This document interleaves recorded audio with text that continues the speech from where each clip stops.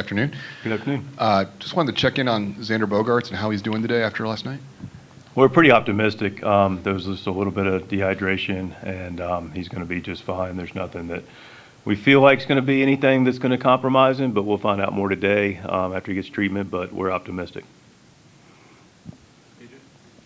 Mike, now that we know that there will be a Game 4, do you have any update on who would potentially start that game? And is it contingent on what happens in Game 3? Not necessarily contingent upon Game 3. We do have an idea. We're going to finalize today and maybe announce something either today or tomorrow. Is Dylan Cease an option for that on short rest? All options are on the table at this point.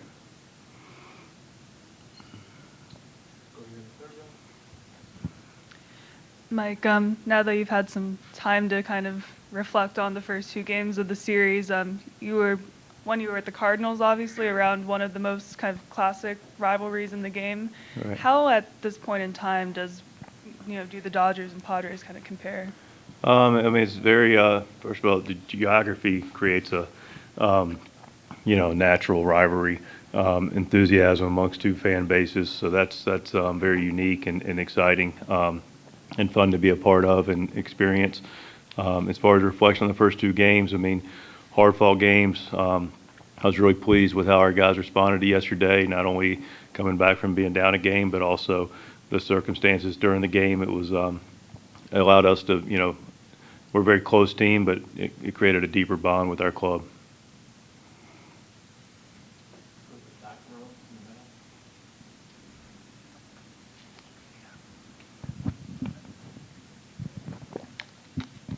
Mike, speaking about that moment, just Manny Machado, the leadership that he showed in the seventh inning, and just what kind of leadership have you seen from him in this season that you've been with the Padres? Yeah, leadership can be in a couple of different ways. Manny's done a tremendous job. I'm really proud of him. I'm really grateful for him. He's really taken some of the next steps and been a leader. But the two forms are by your actions, which Manny's done exceptionally well. How he goes about it, how he takes care of himself, how he takes care of his teammates, how he plays the game, so that his actions speak louder than words. And last night, though, he did a really nice job of being able, in a very different environment, you could say hostile, a lot of emotions going on, just making sure that everybody was staying present and focused appropriately, and use his words, and his words were very well delivered. So I thought it was an excellent job of Manny showing that he's a leader of this club. Come down here on the left side, second row to Bob.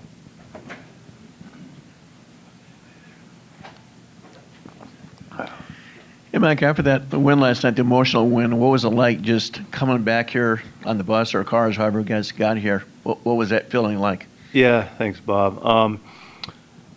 Sense of satisfaction, like I said, there's wins and there's wins. That was a nice win to be able to come back. We come to our park, with a split. Feel good about that. Broke the home field advantage. Sense of satisfaction with the way we, like I said, we competed, the way we stayed together, the way we, played baseball and executed. So there was a sense of accomplishment there. And then it was, a little bit of decompression to get ready to do it again. Thanks. Yep. Front row here on the left. Mike, your thoughts on the offensive performance of Fernando Tatis, what he's doing, 9 of 14, no strikeouts over the postseason, and what his personality brings? His personality, I love it. I love our personality of our club. I love the fact that they're unique and they're themselves. All our guys are free to be them, and but they do it in a team setting with their teammates, at the forefront of it. But Toddy's got just a beautiful personality. He's a showman that has amazing ability, but respects the game highly. As far as what he's doing, he's letting his ability take place. He's doing a lot of good hunting. And what I mean by that is, he's getting balls he can put swings on and just not trying to do too much with it. He's taking his walks, but everything he's doing is in the zone. And he's just looking to put good swings on the baseball, and he's playing good in every facet. He made a great play yesterday on the ball in the gap. Bit of force already on the bases and clearly taking great at bats. Back row on the left. Hey, Mike, you obviously know the character of your group, having been around them. The way they responded to everything last night, what does that say to everybody else just about the makeup of your group? It just reinforces what we've known as a group. All we can control is our own way we deal with business, but this is a group that's going to show up and is going to compete regardless of circumstances. That's one of the reasons we got here. Day game, night game, cold, hot. Win, lose, we win, we want more. We don't win, we expect to win the next day. It's just about staying in the moment and getting after it. To Jesse on the left side. Mike, I know it probably feels like a while ago, but Michael King in that first game against Atlanta, obviously really great. What stood out to you about not only the way he threw the ball, but just sort of his presence that night? Yeah, great presence. Michael has great presence. He's demonstrated that. We knew that coming in from the intel we got from New York. As part of the reason I'm comfortable that AJ wanted to acquire him. His makeup and his competitive spirit is something that was coveted. His stuff is outstanding as well, but I've just appreciated how he's carried himself, how he's competed. He's a nice, quiet competitor, but he's got some real fire to him. But showed up and was able to harness all those emotions and go out and execute. And once you do that, your stuff is allowed to play. And his stuff is really, really good. I mean, the ball moves tremendously. The two-seamers you look at it, it's like, wow, that's really nasty. And then he's got the sweeper, which has got, big-time action to it. And then the changeup is nasty, so he can equalize, righties and lefties. He's just got the complete package. Yep. Go to the far Hey, Skip, following up on Toddy, he has such a great innate ability to barrel baseballs. You're right. When he just stays within himself, the ball tends to fly a long way. When he gets in trouble, his swings gets a little long. Are you guys reinforcing to him during the hot streak? Just keep doing what you're doing. You don't have to hit it another 50 feet. I don't think we need to reinforce it with him. I mean, Toddy's a veteran guy now in this league and has had some experiences. And yeah, I know Vic maybe gives him a cue or two, or maybe even his dad to remind him. But quite candidly, he's really self-aware of what he's doing and how he's when he's at his best. I think we all maybe need an occasional reminder, but it's not anything at the forefront. We trust Toddy completely. Anything else for Mike? We got Sam up on the riser in the back.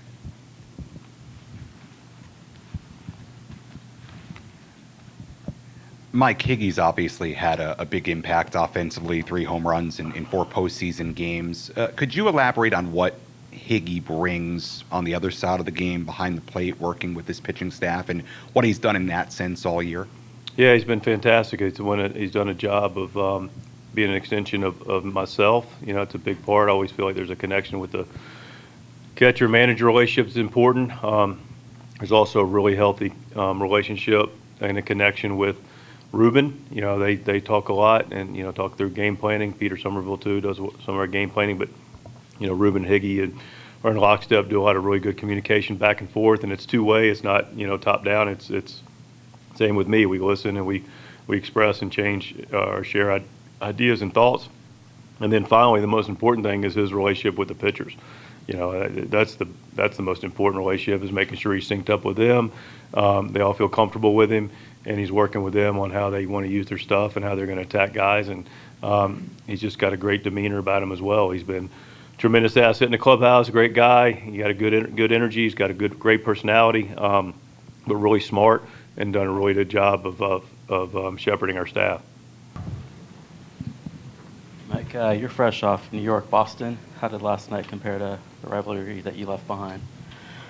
Similar, especially in a playoff atmosphere. It definitely makes it a little bit more intense. But yeah, that's what we expect in terms of the atmosphere and also performance. You've spoken about an evolution of appreciation of Fernando Tatis Jr. from afar, the way you thought about him when you weren't his teammate. What did you see from him last night? And it seems like he kind of relishes playing the villain in that atmosphere. Yeah, definitely hated pitching against him. He's just such a talent that you never want him up in big spots when you're the opposing team. But as a player, I mean, the guy does not shy away from the moment.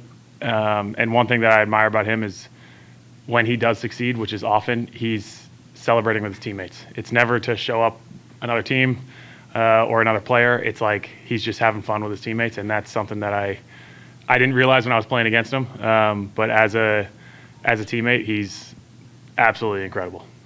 What could you learn from watching Yu Darvish pitch to that lineup yesterday? Yeah, I mean, that's why Darvish has had such a decorated career. There are his demeanor in big games and big spots is something that I'll always admire. I try to be as stoic as possible, but sometimes the emotions get to me. Doesn't seem like it affects Darvish. And even knowing going into that game, if we lose that game, we're down 2-0. It's a big uphill battle for us. So having the composure that he did and how dominant he was, it's always impressive to watch him work.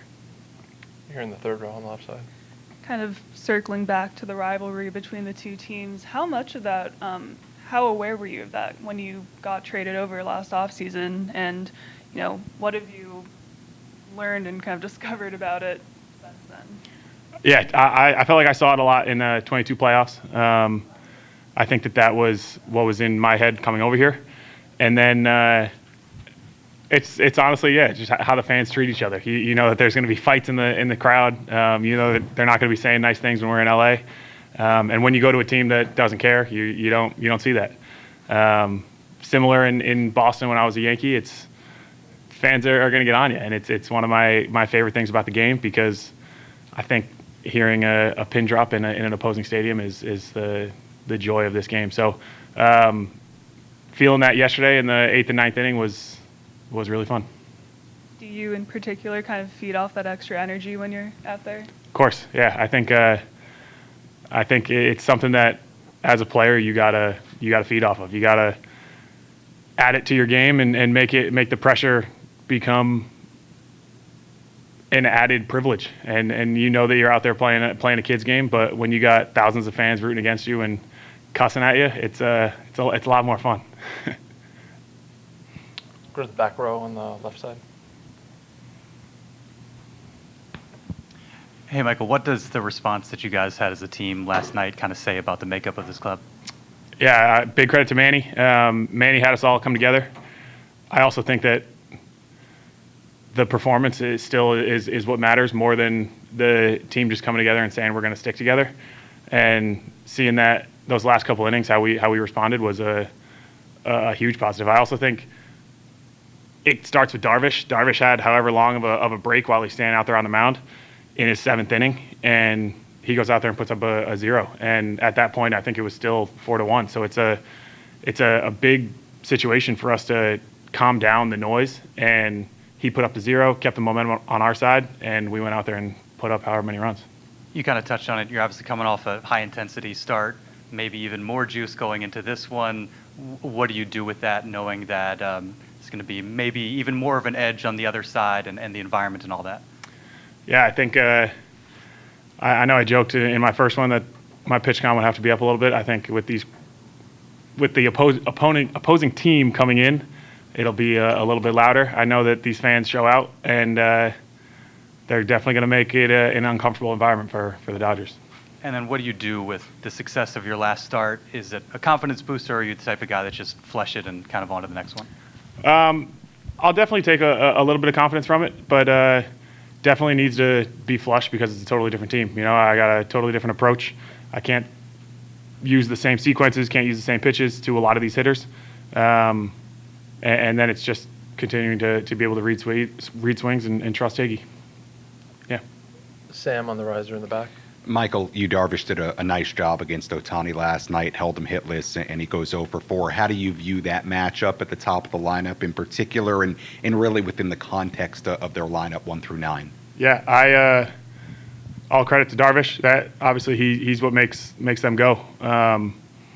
If you can control him, and I also think if you can keep runners off base when he's at the plate is a huge thing. So he did a phenomenal job. You know, he's Shohei Ohtani, so you know he has the ability to get you even if you execute pitches. And it's really just limiting the damage when he's up there. So I'll definitely be asking Darvish what he was seeing and what his approach was.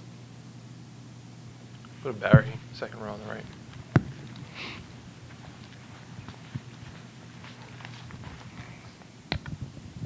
Hey, Mike. So last night was kind of like I've seen it at a regular Wednesday night at Yankee Stadium. How would you compare the two? I would disagree. No, I mean, yeah, the Yankee fans are nuts as well.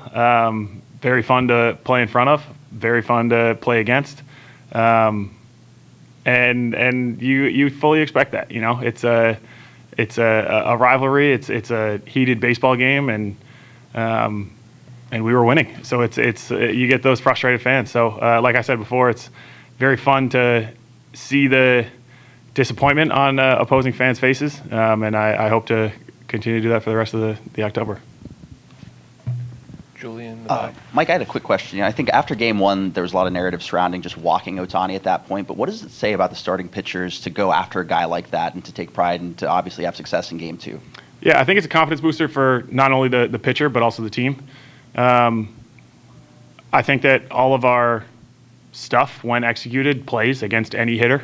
Obviously, Ohtani's probably the best in the game. But it's that competing factor. And they still have Mookie and Freddie and Teoscar behind them. So, yes, you don't want Ohtani to be the guy that beats you, but you also have to be able to execute because you don't want to have to face those three guys with him on base, especially with the speed that he has. So it's a game that needs to be played, but I also think it's a confidence booster to be able to get a guy like that out.